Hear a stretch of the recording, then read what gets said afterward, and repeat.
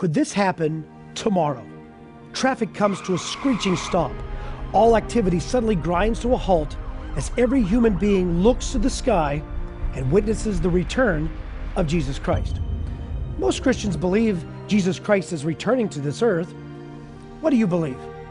Do the mysterious biblical prophecies give any indication of when Jesus will return? Beyond today, we answer the question, will Jesus return tomorrow?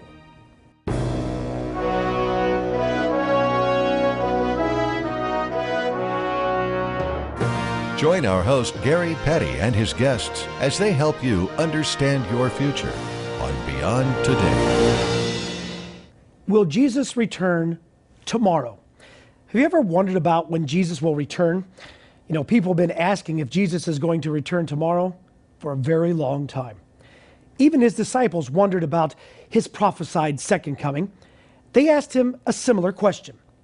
Tell us when these things will happen, and what will be the sign that it is time for you to come again and for this age to end?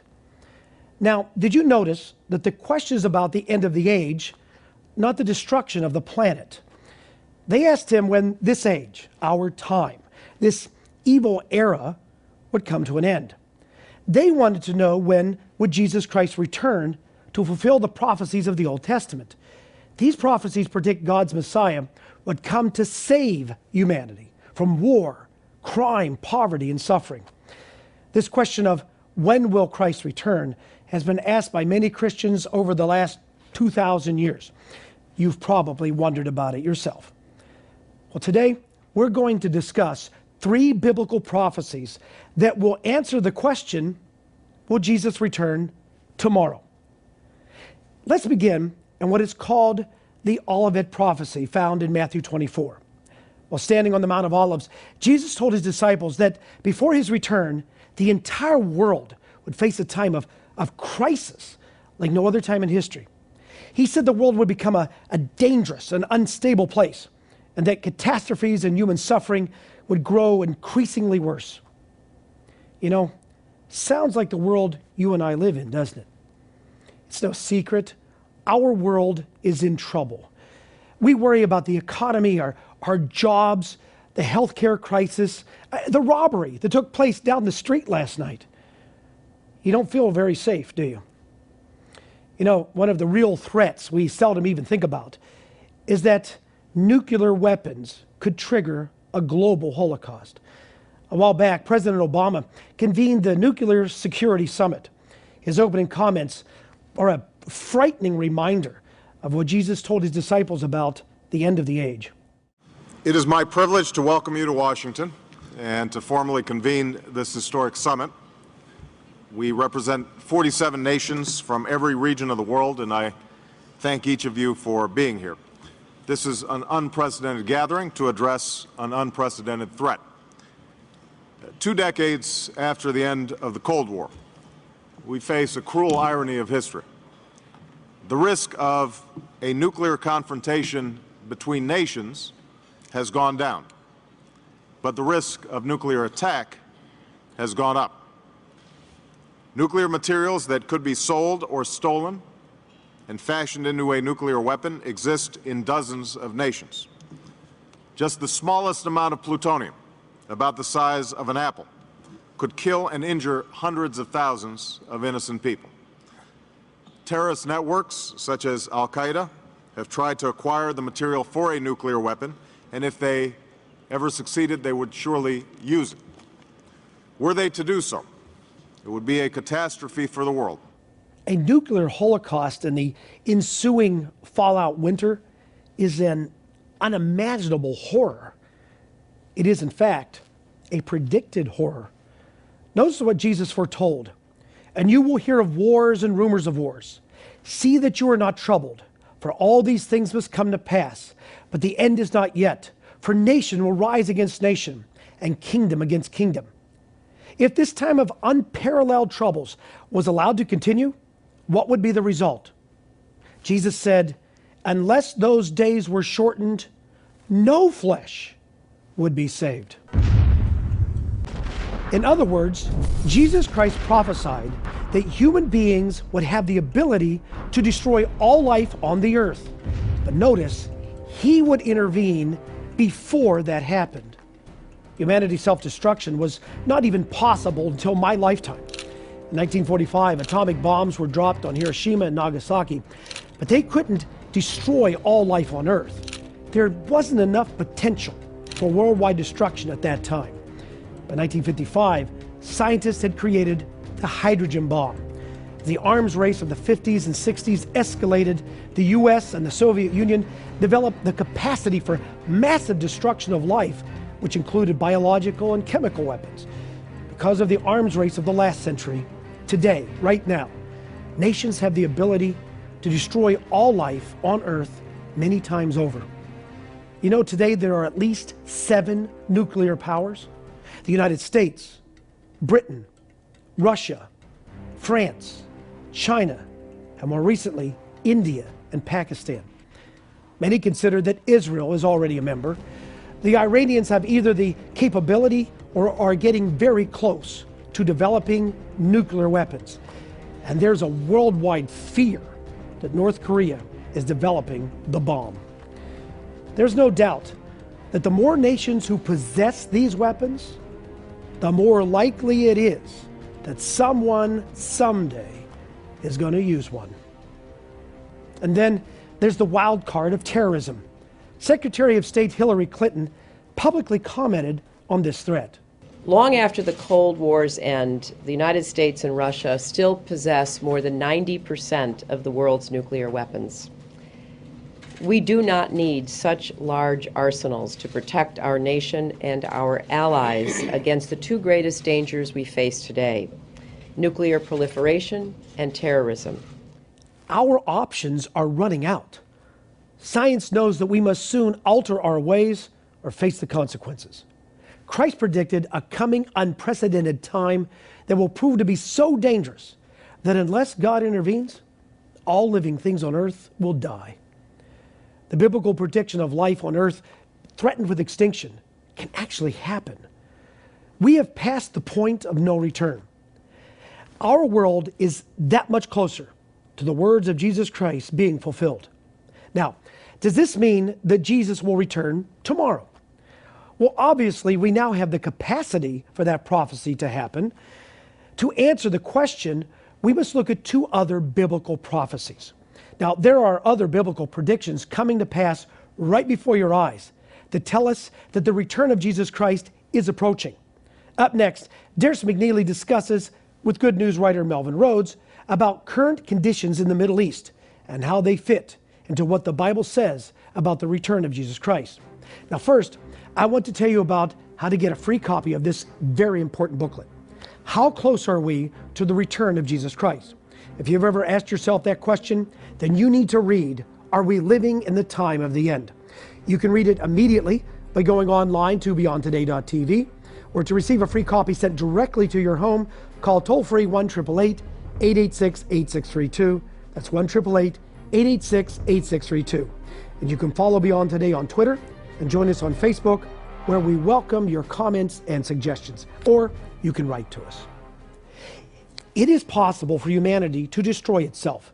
The predictions of Jesus are being fulfilled, but there's much more to this story. Biblical prophecies claim that the Christ, or Messiah, is coming to Jerusalem, a center for Judaism, Christianity, and Islam. Next, Darius McNeely discusses the importance of Jerusalem, the modern nation of Israel, and how conflicts in the Middle East are fulfilling biblical prophecies. Beyond Today's Darius McNeely discusses with Good News writer Melvin Rhodes why 1948 is an important year in understanding, will Jesus return tomorrow? Thanks for being with us, Melvin, on the program here today. I know that you have had a long time interest in researching and writing about the Middle East. Exactly how many years would you say you've been researching this subject of the Middle East? I've been interested in Bible prophecy for over 40 years, so that's how long it's been. It seems like virtually every generation since the time of Christ has been expecting him to return in their lifetime based on the events in their own life. Obviously that hasn't happened. But since the creation of the current state of Israel in the Middle East, has that met any of the conditions that will make that return possible? Well, absolutely. For almost 2,000 years, as you said, people have often thought that they were living in the end time. But it couldn't have been, because there was no Jewish nation in the Middle East from the early 2nd century right up until 1948, and there had to be a Jewish nation there for Bible prophecy to be fulfilled. From time to time, especially around the high holy days on the calendar, the holy calendar for the Jews, we usually read about or hear about a group of Jews that want to go up on the Temple Mount and offer a sacrifice. Does sacrifices on the Temple Mount, does that have any bearing on the prophecies from the Bible about Christ's return? Well, yes, it does. I mean, right now there are no sacrifices, but Jesus Christ in Matthew 24 quotes from the book of Daniel and shows that that there will be an attempt to stop the sacrifices at the time of the end.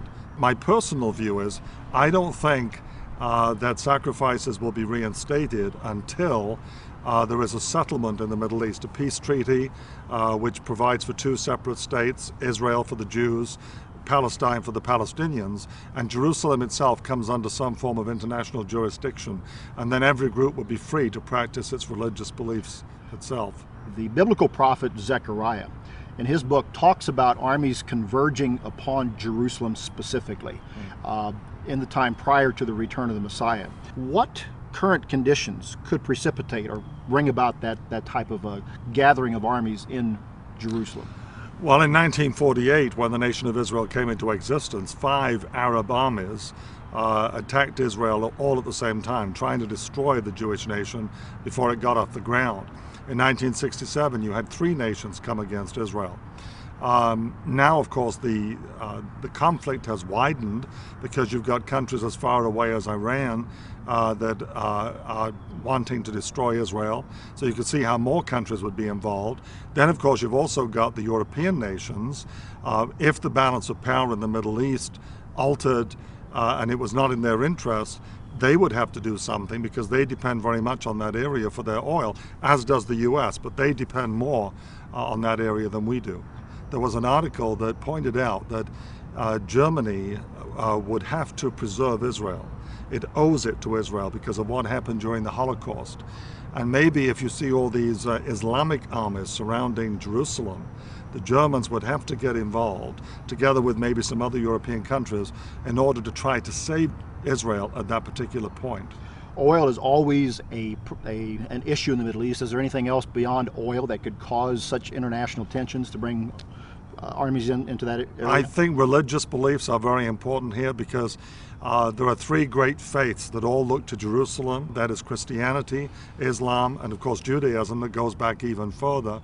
And those 3 have often been in conflict throughout history. What specifically should our listeners keep their eyes open for as far as Bible prophecy in Jerusalem is concerned? I think the next thing to look for is some sort of a peace treaty in the Middle East.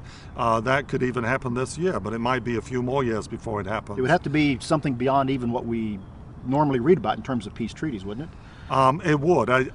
I cannot see the Israelis agreeing to a peace treaty, so I think what's likely to happen is that other powers will impose a deal on the area, creating a Palestinian state, as well as preserving some of what is today Israel. And I think that will be imposed.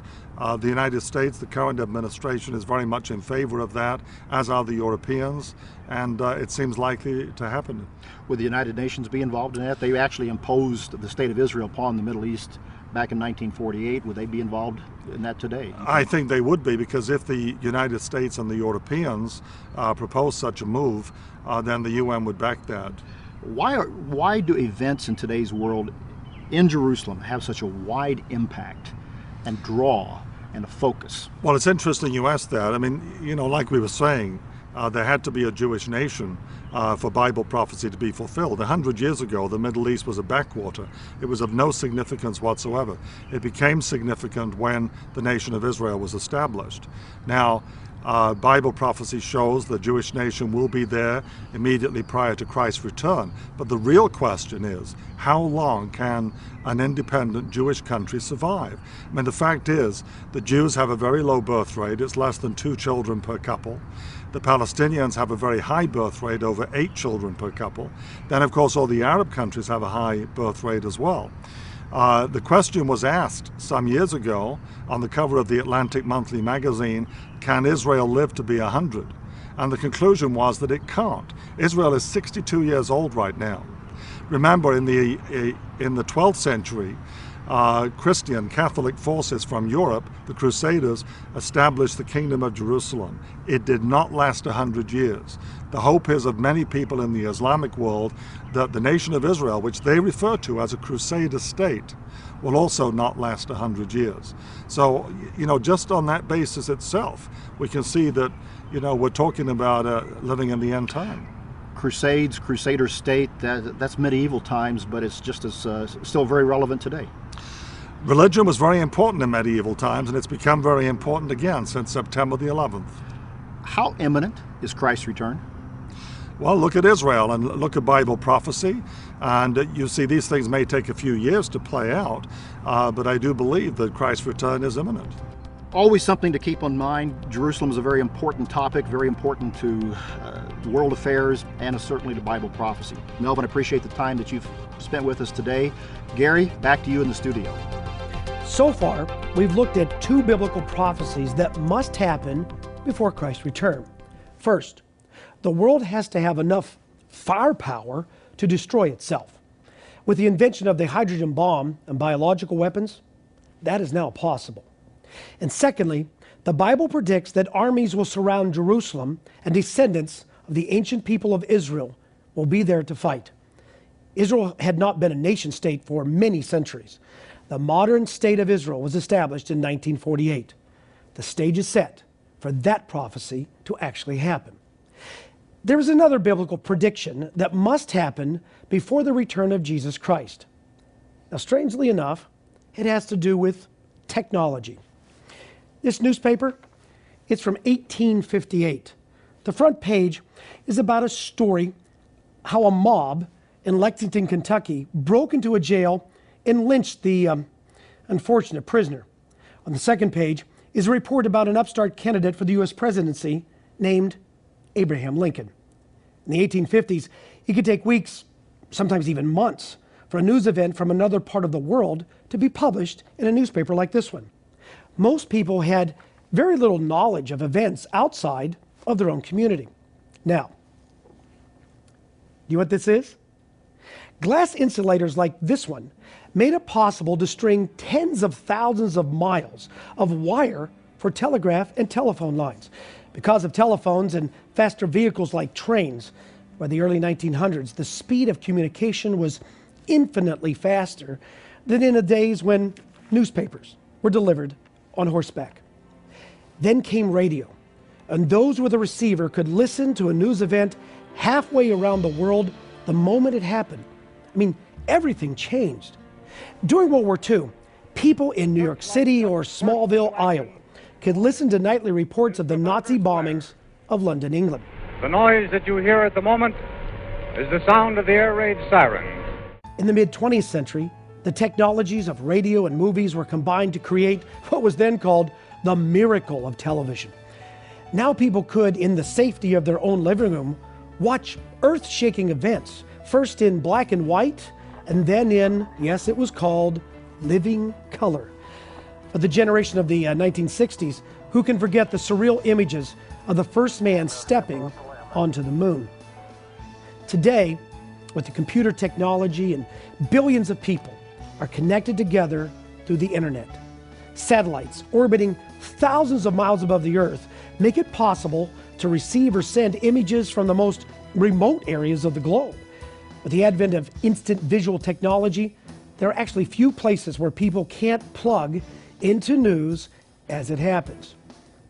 Now, did you know that this explosion in communication technology is foretold in a prophecy in the mysterious book of Revelation?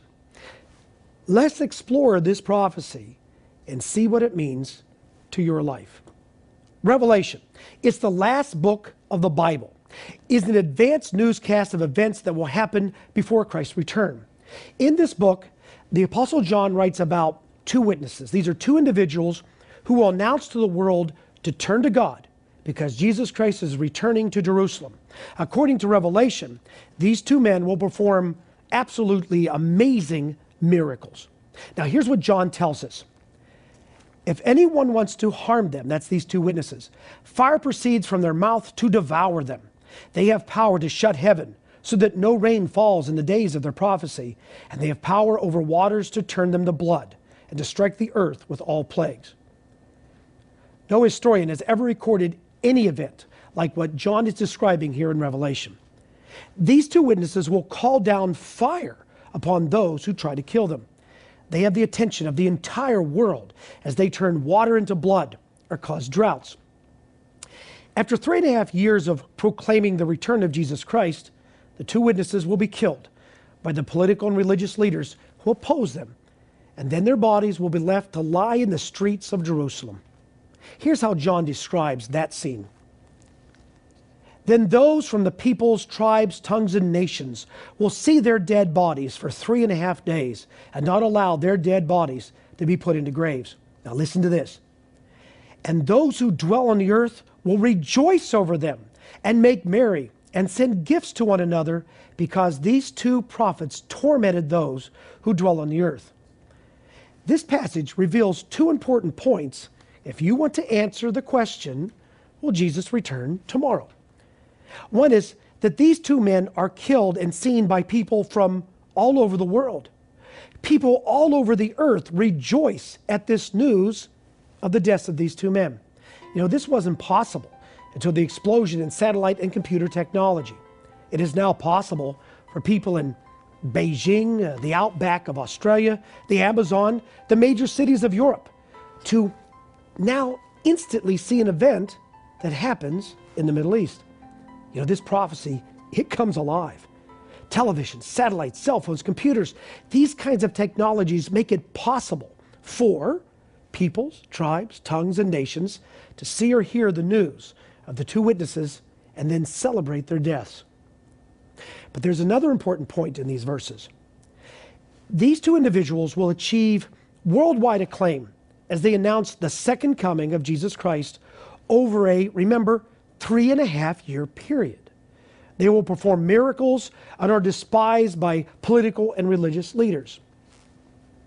This hasn't happened yet, has it? So we're back to our original question. Will Jesus return tomorrow? Let's go back to what we've been discussing. What have we learned from this passage in Revelation about the two men who will proclaim Christ's return, who John calls the two witnesses?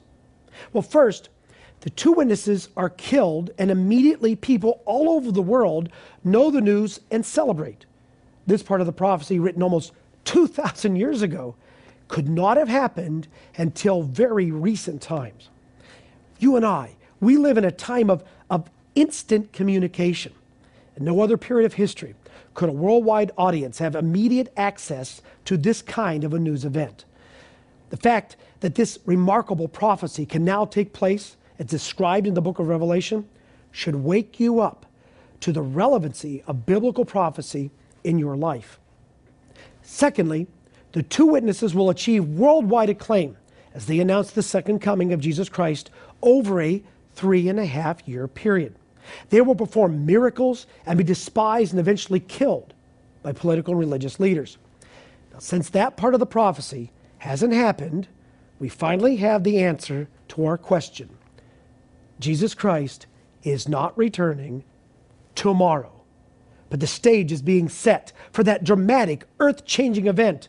Biblical prophecies are being fulfilled at an alarming rate, and you need to be aware of them. We've looked at Christ's Olivet prophecy. Just as he predicted, humanity has the ability to destroy itself. We've seen how Old Testament prophecies have been fulfilled by the reestablishment of the state of Israel. And now technology now makes it possible for the entire world to see the bodies of the two witnesses lying in the streets of Jerusalem. And then, by the way, the death of the two witnesses isn't the end of their story. Their bodies will lie in a street in Jerusalem for 3.5 days. And then all activity screeches to a halt as all human beings look to the sky and witness the majesty and power of the second coming of Jesus Christ.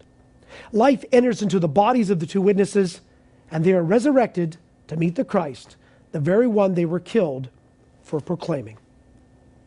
So how does this prophetic information about technology and two witnesses really affect your life? I mean, what does it really matter? Well, here's what it means to you. The God of the Bible is the creator of the universe. He is also the God of history. And all this human mess that you and I live in, the Creator has a plan. He has a plan for humanity. He actually has a plan for you. Your life can change. And all this suffering and chaos, you can actually become part of God's solution. You know, folks, Christianity has enough believers. Jesus Christ once committed disciples, men and women willing to mimic his way of life. If you're tired of just powerless Christianity, it's time to find out what Jesus really taught and live as he prescribed. Prophecy is one way of God showing us that he exists and that he is involved in his creation. It is a way for you to know, for God to show you that you can have a personal relationship with him. You know, he tells us the future right here in this book. It's up to you to be prepared for that future. Now, I want to remind you about the free offer on today's program. Are we living in the time of the end? To order your free copy, call toll-free 1-888-886-8632. Call right away, and we'll also send you a free subscription to the Good News magazine. In every issue of the Good News, you'll find articles on what the Bible teaches about the time of the end and how to make sense of today's confusing world news. If you go online to beyondtoday.tv, you can read or download Are We Living in the Time of the End? You can also watch weekly commentaries and peruse Beyond Today programs from our archives. And follow Beyond Today on Twitter and join us on Facebook and set your DVR or TiVo to watch Beyond Today at your convenience.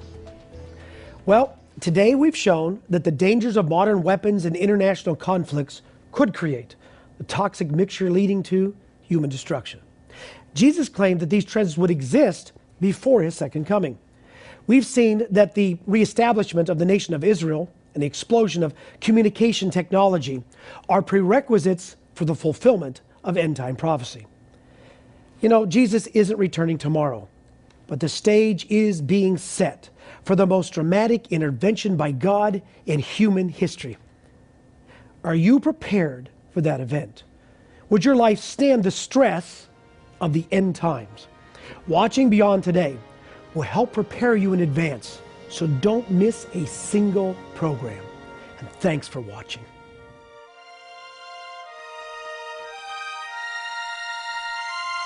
For the free literature offered on today's program, go online to beyondtoday.tv. Please join us again next week on Beyond Today.